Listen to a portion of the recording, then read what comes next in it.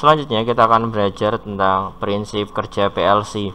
Karena PLC adalah sistem kontrol, berarti dia terdiri dari input, ada pemproses, dan ada output.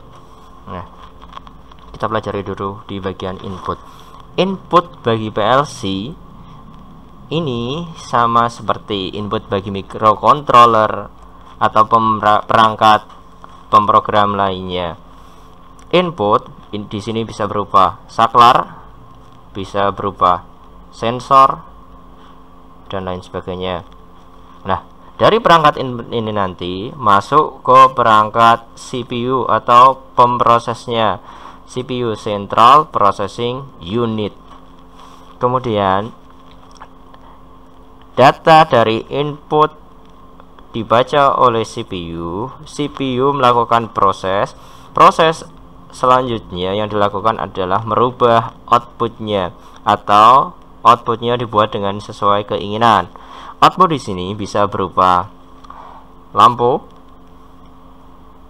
speaker, berupa motor listrik, dan perangkat-perangkat lainnya. Selanjutnya kita akan belajar tentang komponen CPU pada PLC. Seperti yang sudah kita pelajari pada mikroprosesor dan mikrocontroller, CPU Central Processing Unit, Central Processing Unit. Seperti yang sudah kita pelajari dulu, di dalam prosesor ini terdapat CU atau Control Unit plus ALU, Arithmetic Logical Unit, bagian yang melaksanakan operasi aritmetika atau matematika dan logika. Control unit atau central unit ini adalah bagian pemprosesnya. Kemudian di dalam CPU juga terdapat memori. Memori ini ada 3. Yang pertama adalah RAM atau Random Access Memory. RAM ini sifatnya adalah volatile. Ketika listriknya dimatikan, maka data yang tersimpan pada RAM akan hilang. Kemudian memori kedua yaitu ROM. Kita kenal read only memory. Sifatnya non volatile, di mana datanya tidak akan hilang walaupun tidak dialiri arus listrik. Ini digunakan untuk menyimpan sistem operasinya.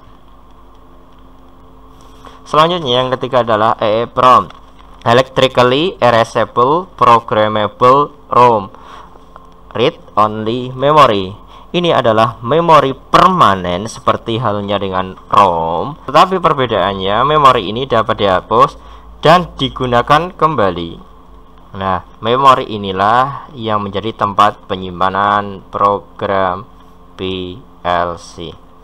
Penghapusan datanya menggunakan listrik, sesuai namanya electrically erasable. Selanjutnya ini adalah modul input dan output pada PLC. Nah, tadi kita sudah ketahui bahwa modul input bisa berupa sensor, berupa saklar, kemudian outputnya di sini bisa berupa motor, lampu, dan semua perangkat yang bisa diprogram. Tetapi gini, di sini ada prosesor dan power supply. PLC membutuhkan tegangan kerja 220 volt AC, sedangkan untuk inputnya itu membutuhkan 24 volt DC. Nah, outputnya ini nanti tergantung, bisa 24, bisa 220, tergantung kita mau hubungkan seperti apa. Itu bisa dilakukan pada modul outputnya. Ini namanya interface. Nanti kita bisa melihat banyaknya nilai input dan output, itu tergantung seri dan jenis PLC. Demikian penjelasan awal untuk PLC. Tadi kita sudah belajar tentang sejarahnya, kita sudah belajar tentang bagian-bagiannya. Ingat, ada input, ada perangkat pemproses atau CPU-nya, ada output. Tetapi semua itu tidak akan bisa bekerja tanpa adanya power supply. Supply-nya tegangan dibutuhkan PLC dapat bekerja adalah 220 volt AC, sedangkan untuk inputnya membutuhkan 24 volt DC. Demikian penjelasan tentang PLC. Semoga ilmu yang diberikan bermanfaat. Terima kasih. Hey there. Subscribe to my channel. And also press this bell icon.